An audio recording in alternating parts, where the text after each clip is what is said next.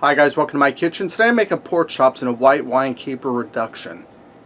Okay, I'm starting out here. I have 6 center cut pork chops, and I'm going to season them on both sides with salt and pepper.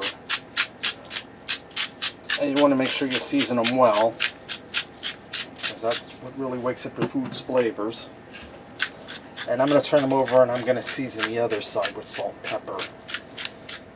Okay, now that I have my pork chops all seasoned up, I have my cast iron skillet warming up over medium-high heat. I'm going to add a little bit of olive oil into that.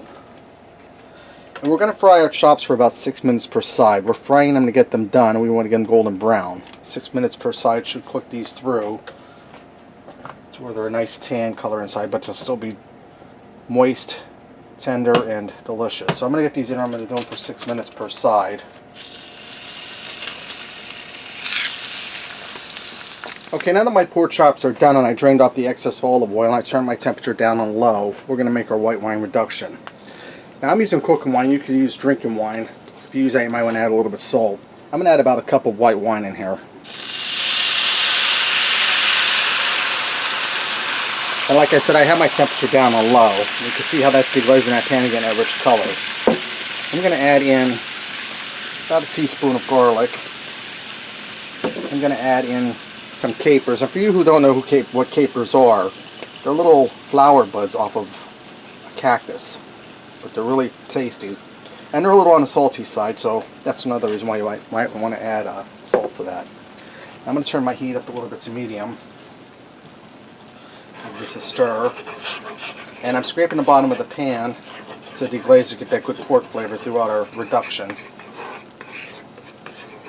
And this is only going to take a minute to reduce down, and I'm going to add to that just a pat of butter.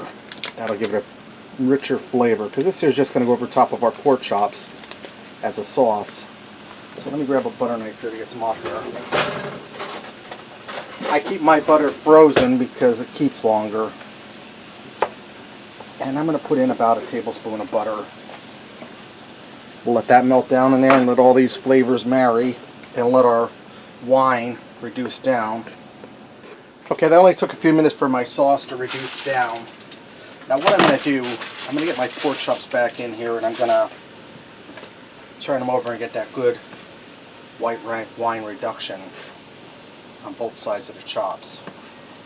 And like I said, the chops are cooked through because I let them go for 12 minutes, 6 minutes per side.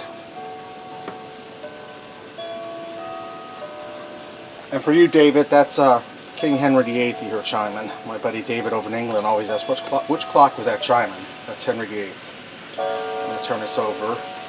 See how it's picking up that sauce and getting nice and dark. These are ready to go, guys. Let's go ahead and fix up the plate and see what we got. I also went ahead and made some oven roasted red skin potatoes and some oven roasted asparagus to go with this. Let's put in that chop, guys. See, my chop is cooked through, and that's a thick chop, guys. Quick story: when my mom would make pork chops, she'd fry them in the pan, and she'd put water on them and simmer them in the water, and they would get really tough and chewy. But I never told her that, because you love your mom. Let me try this. That's really delicious. Picked up good flavor from the white wine, the saltiness from the capers. Moist, tender. Try one more little bit there. Guys, that's really delicious, and it wasn't hard at all. Alright, there you have it. Pork chops in a white wine and caper reduction.